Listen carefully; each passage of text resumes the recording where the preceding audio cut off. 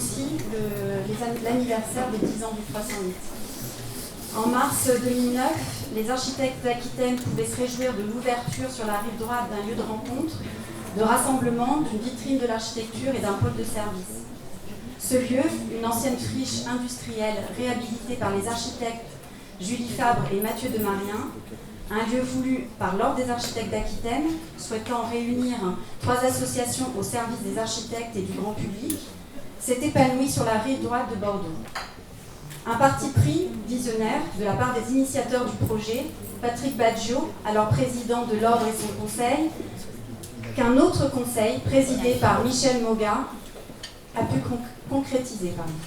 Accompagné de la DRAC, notre tutelle, qui a su reconnaître très tôt le potentiel de ce projet. Patrick Baggio ne peut pas être avec nous ce soir. Par contre, il nous a adressé un petit message. Donc voilà, ça va être en direct. Bonjour à tous. Je suis désolé, vraiment désolé de ne pas être avec vous dans cette belle journée des 10 ans du 308. Mais voilà, ma passion de la voile a pris le dessus. Mais en tout cas, je suis très très content de voir que nous avons mis en place un outil magnifique au service des architectes et de l'architecture, que cet outil continue à vivre intensément. Donc je souhaite à tout le monde, et en particulier à ceux qui ont œuvré dans des difficultés après, à la fois des personnes, ensuite économiques, pour finaliser ce magnifique projet que l'équipe n'avait juste que engagé à l'époque en 2006. Donc bravo à tous, merci, je vous souhaite une superbe journée et j'aurai un petit coucou particulier à faire là-haut à Patrick Nelly qui m'a beaucoup aidé et beaucoup aidé l'équipe quand il était à Paris pour que ce projet ait lieu. Je sais que Patrick est là, que toute l'équipe est là. Bravo à tous et merci aussi à Michel Moga, à Eric Vert et à notre charmante présidente actuelle. Continuons et je souhaite un bon vent au 308 avant de partir puisque voilà, je vais quitter la terre pour l'instant pour la mer dans 1 heure. Bye à tout le monde et puis bonne soirée.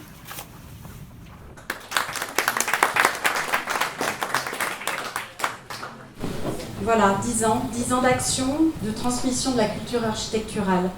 Plus de 1000 événements organisés autour de conférences, de tables rondes, d'expositions, formations ou actions pédagogiques en direction des scolaires. Des initiatives y sont nées, comme les architectes ouvrent leurs portes, les JPO, qui sont nationales depuis 2014 et qui sont cette année fusionnées avec les Journées nationales de l'architecture, ou comme le PRADA, palmarès régional d'architecture promouvant la qualité architecturale en Nouvelle-Aquitaine. Nous sommes particulièrement honorés d'accueillir aujourd'hui les collectivités qui ont permis au 308 d'exister, non seulement il y a 10 ans, en soutenant financièrement le projet afin qu'il se réalise, mais aussi parce que chacun, à son niveau, est un interlocuteur privilégié des architectes. Alors, Madame Elisabeth Touton, Monsieur Vincent Feltès, malheureusement, je crois que Madame Emmanuelle Ajon n'est pas là ou pas arrivée. Je vous invite à me rejoindre sur l'estrade, s'il vous plaît.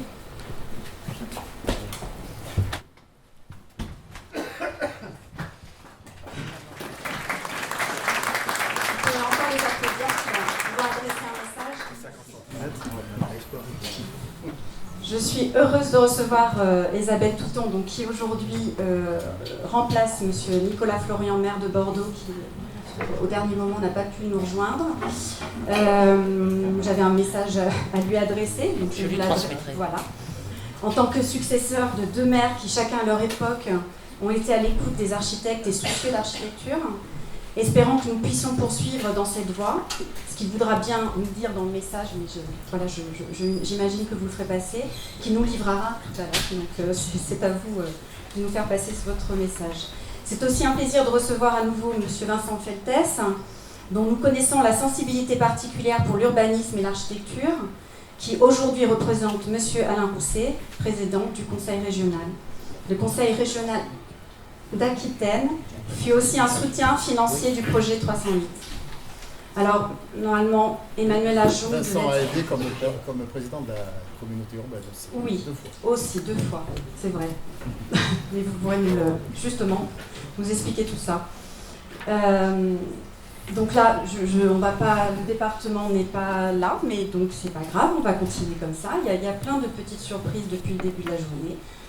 On enchaîne, tout va bien. Je vais vous laisser la parole. Merci.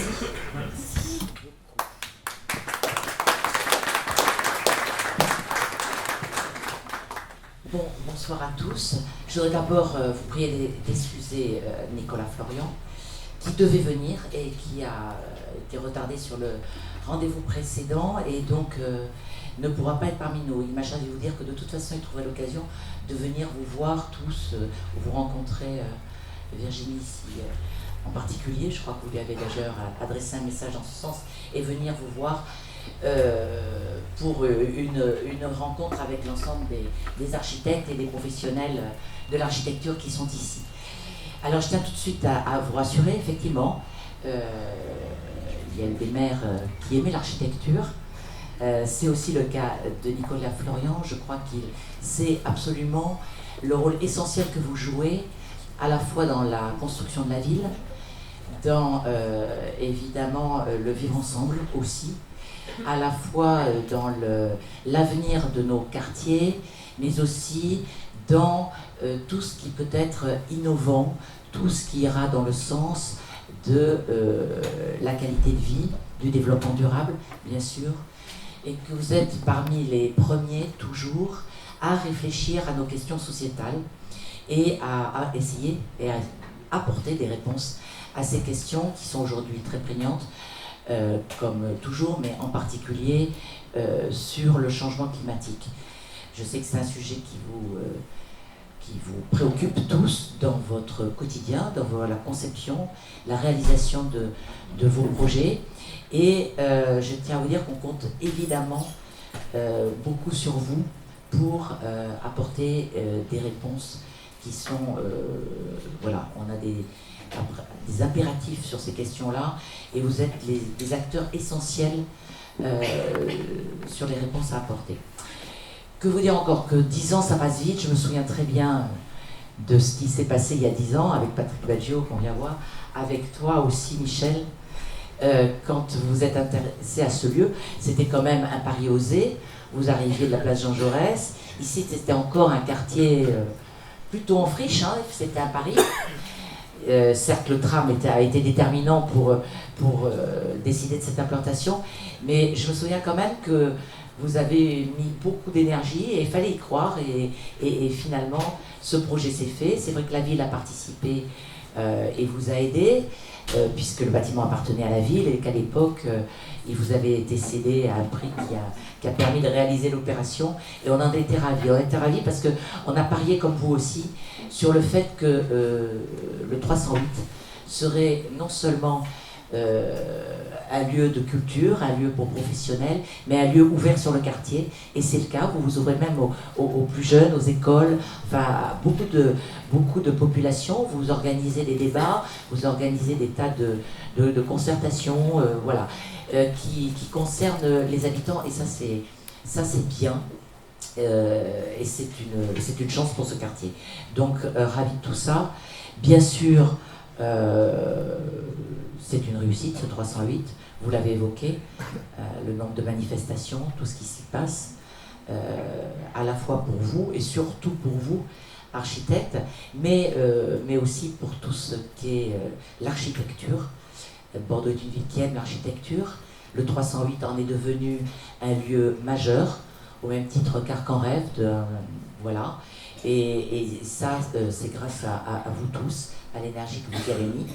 Et j'espère que les 10 années à venir, qui, comme je disais, sont pleins d'enjeux, à la fois pour le développement de la ville et de la métropole, peut-être de la région, Vincent en parlera aussi, mais que les 10 années à venir continueront sur cette lancée et vous permettront encore, au sein de ce lieu, voilà, d'échanger, de continuer à réfléchir sur les enjeux de demain et les enjeux de l'architecture et de l'acte de bâtir. En tout cas, très bon anniversaire à vous tous. Merci.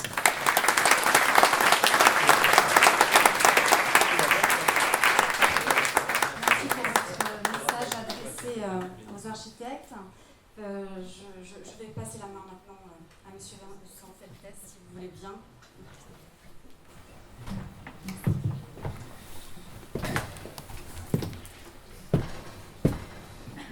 Madame la Présidente, bonsoir à toutes et à tous. Je voulais à mon tour excuser Alain Rousset pour son absence ce soir, mais vous le savez, la région Nouvelle-Aquitaine comprend 12 départements, plusieurs établissements d'ailleurs d'enseignement d'architecture, une région qui fait la taille de l'Autriche. Et comme nous sommes dans cette période particulière, on a tendance à opposer les métropoles, la métropole bordelaise avec le reste du territoire. Le président de la région, qui est issu de Bordeaux, a toujours besoin de donner des gages aux autres départements périphériques.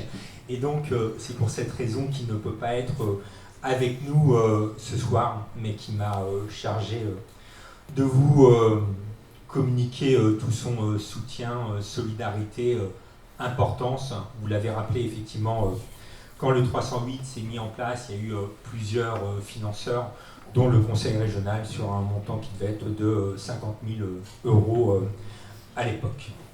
C'est vrai que le 308, ça fait maintenant 10 ans qu'il est là. C'était une initiative de Patrick Baggio, concrétisée par Michel Moga, il y a eu ensuite Éric Wirth et vous. À l'époque, la rive droite commençait déjà à bouger un peu, mais la culture, puisque l'architecture a toujours cette double paternité, n'était pas encore présente. Elle était juste représentée par le Mégarama, mais Darwin, on était juste au balbutiement. On avait, je ne sais même pas si le Rocher de Palmer était ouvert à l'époque. L'Arena, c'est sûr, n'était pas là. Et donc, les pionniers que vous étiez êtes partis sur la rive droite, dans cet ancien transformateur d'EDF, avec ce côté toujours un peu visionnaire que peuvent avoir les architectes. Quelques années avant, ce n'étaient pas les architectes, c'était les urbanistes qui avaient fait le choix de partir au bassin à flot, où là c'était un no man's land total avec l'agence d'urbanisme, mais toujours cette fonction d'éclaireur. Et quelques décennies avant, quand l'école d'architecture de Bordeaux s'est séparée de l'école des Beaux-Arts, après quelques années dans ce qui ne s'appelait pas encore à l'époque des Algeco, mais vous êtes partis sur le campus, il y avait toujours ce côté défricheur de l'architecture. C'est vrai que Bordeaux, comme beaucoup de grandes villes, mais peut-être spécifiquement à Bordeaux, a une tradition architecturale particulière.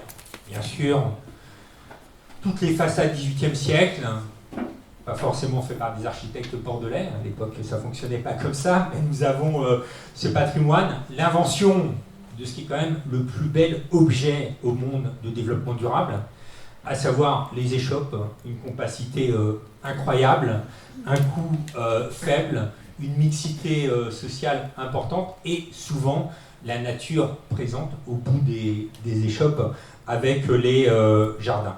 Ça a continué au 19e, ça a continué aussi au 20e. Il y a un autre maire dont je tairai le nom, mais qui malgré tout a eu un bilan architectural quand même dans les années 20-30, pas totalement anecdotique, même s'il a très très mal fini. Et ensuite, bien sûr, il y a eu Jacques Chaban-Delmas et Alain Juppé. Nous sommes à un moment particulier à la fois de l'histoire de la ville, je veux dire, et de l'histoire, non pas des architectes, mais de la profession d'architecte.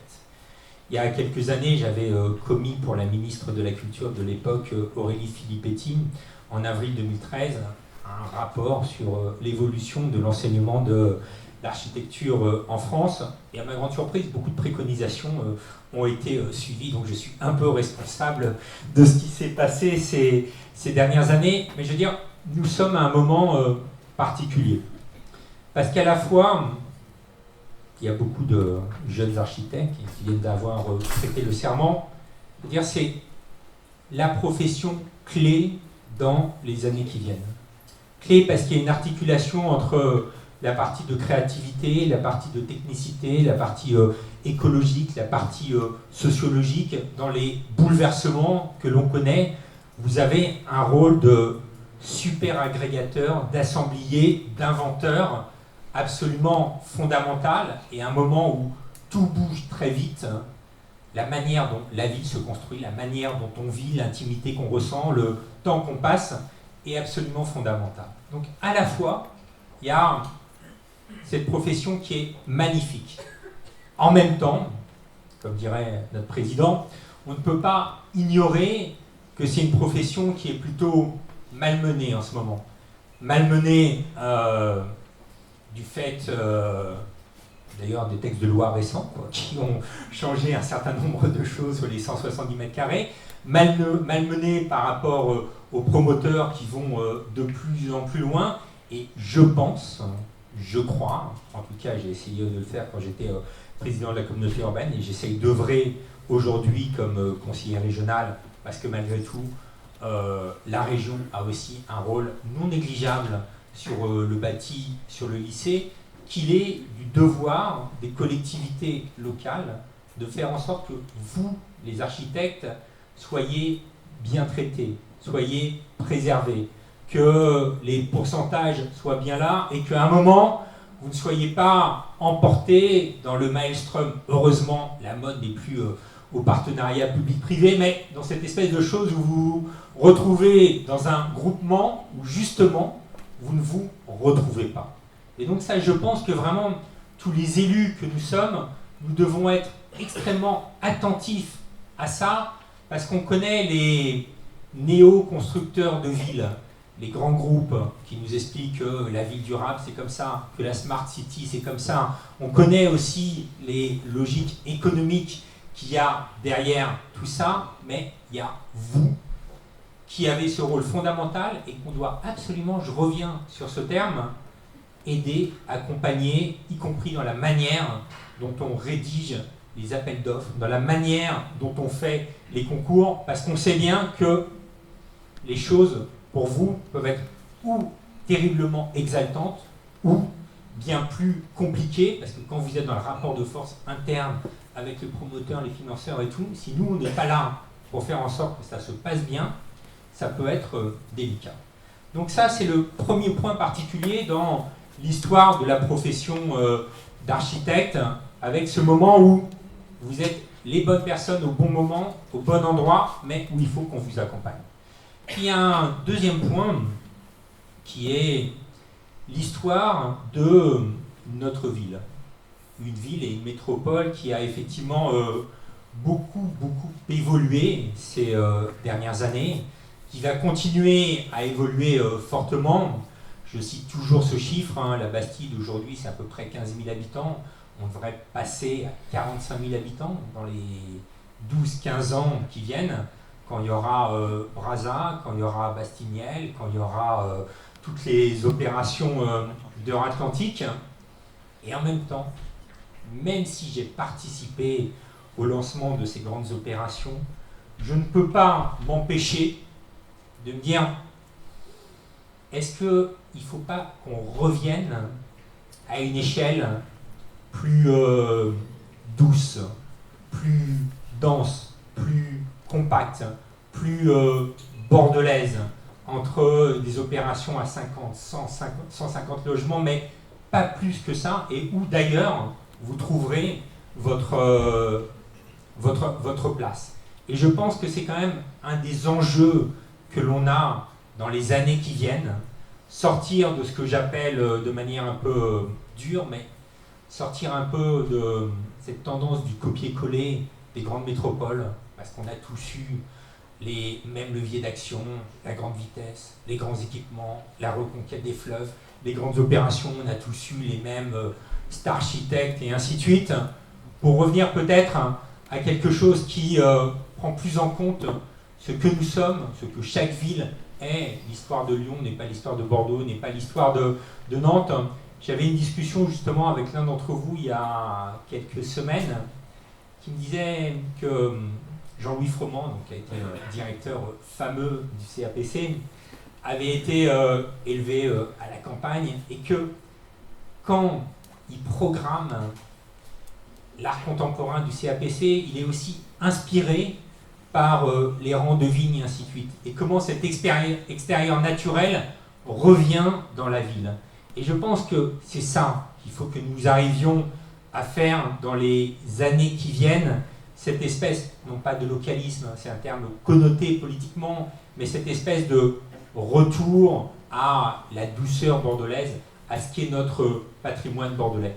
Et je pense qu'il n'y a pas d'antagonisme entre le fait que chaque année, il y a 20 000 nouveaux habitants en Gironde, à peu près 10 000 sur la métropole, donc il faut les loger.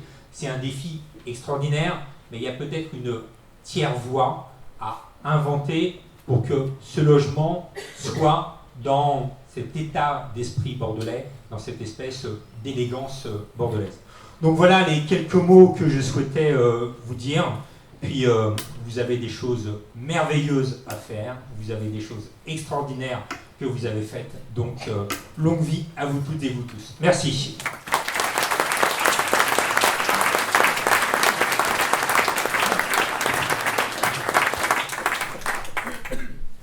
Merci pour vos témoignages et vos messages adressés aux architectes.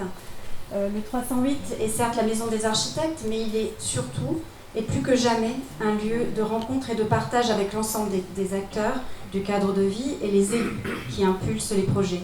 Les architectes, conscients du rôle déterminant qu'ils ont dans la réalisation d'aménagements urbains responsables, souhaitent accompagner les élus. Donc, vous parliez justement d'accompagnement. Nous, ça va être un accompagnement mutuel dans les missions, dans leur vision.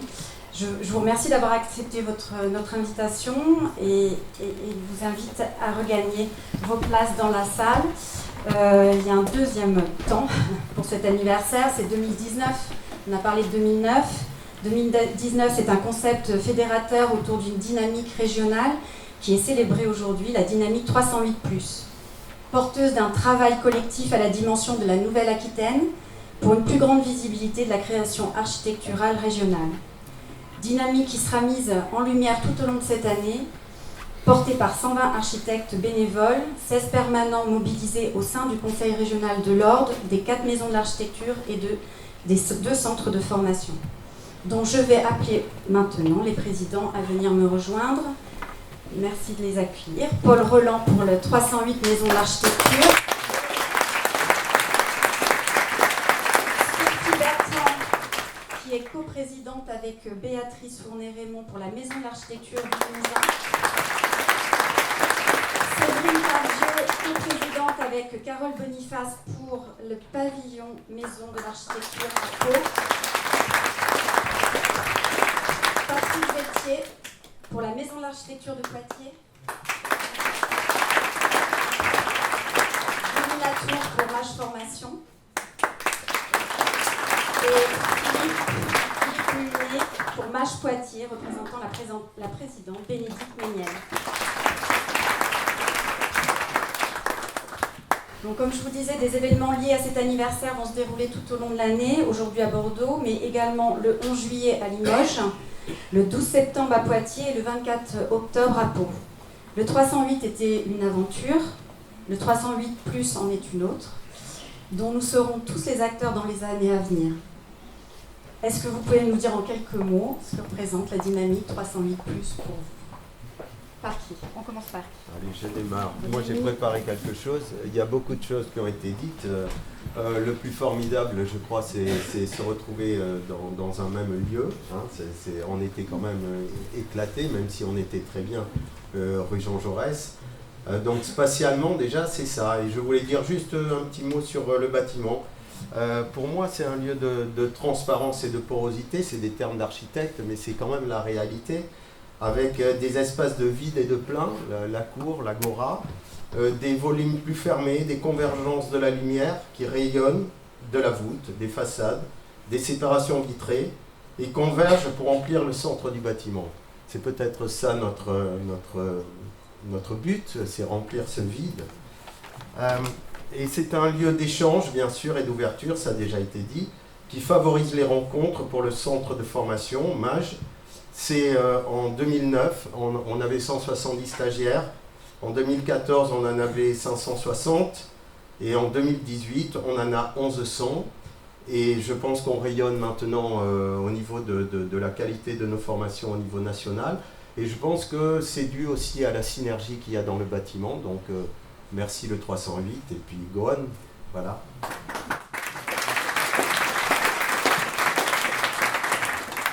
Bonsoir à tous. Moi, j'ai rien préparé par contre. J'ai juste un petit témoignage. Michel Moga m'a appelé il y a 5 ans en me proposant de rejoindre la maison de l'architecture. Je ne savais pas trop ce que c'était. Je démarrais dans le métier. Et puis j'ai découvert un lieu avec une vraie synergie, plein de gens tous fédérés pour les mêmes missions, avec des élus qui venaient, des maîtres d'ouvrage, beaucoup de monde. Et j'espère que la dynamique de la grande région va permettre de poursuivre ça. Je retiens que la Nouvelle-Aquitaine est de la taille de l'Autriche. Alors je ne sais pas si c'est un défi autrichien, mais en tout cas j'espère voilà, exactement. Mais j'espère qu'on arrivera à garder cet esprit sans la présence physique. Voilà. Maintenant le vrai défi c'est d'aller vraiment de fédérer une grande région tous ensemble. J'espère qu'on y arrivera. On a 10 ans pour jusqu'aux 20 ans.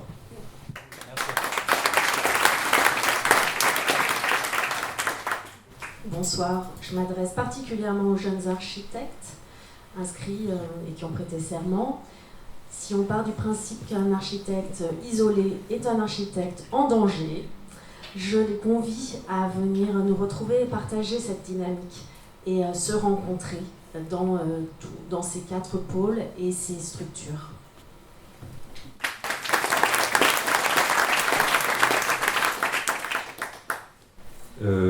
Oui, donc je représente la présidente Bénédicte Méniel pour MAJ Poitiers. Donc MAJ Poitiers, c'est APC Formation, si pour certains connaissent, qui n'a pas fusionné avec MAJ Bordeaux, reste indépendant encore. On travaille avec une convention en fait, voilà, c'est un partenariat, donc c'est une nouvelle dynamique, donc c'est le 308+, voilà. C'est un outil de développement de connaissances et de perfectionnement pour les architectes, donc vous avez l'obligation, donc on vous attend à Poitiers. Ça permet de rester proche aussi des confrères au niveau du pôle de Poitiers, et c'est, je pense, un service qu'on doit rendre à nos confrères. Voilà. Donc, alors je dirais au 308+, parce qu'on était aussi un peu acteurs de ce mariage. Pendant notre mandat en fait de conseiller, donc j'espère que toute l'énergie qu'on a mis dans ce mariage voilà, on fêtera les 50 ans de mariage, j'espère bientôt dans 40 ans. Et ouais, mais bon, moi je serai peut-être plus là pour le voir, mais c'est quoi, c'est les noces d'or, les 50 ans? Oui, donc voilà, c'est 50 ans, c'est une noce qu'il faut fêter, donc voilà. Donc j'espère que la dynamique qu'on a mis dans ce 308+, va perdurer. Voilà.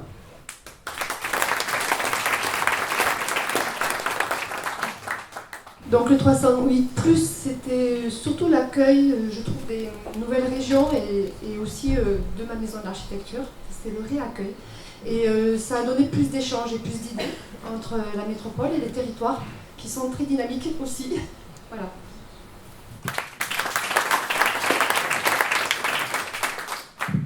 Donc pour la maison d'architecture de Poitiers en Nouvelle-Aquitaine, donc bravo au 308, c'est une belle réussite et je pense que le 308+ sera encore davantage, 308+ de conférences, 308+ d'expositions, 308+ de prix d'architecture, 308+ de visites, 308+ de conférences.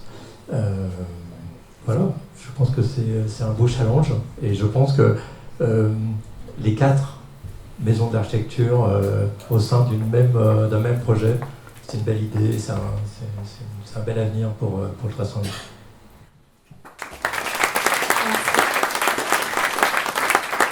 J'espère que ça a été filmé, c'était trop beau. J'ai pas l'alarme, mais ça... Non, voilà, toute cette énergie, comme tu disais Philippe, qu'on a mis, et elle est toujours présente dans le conseil régional.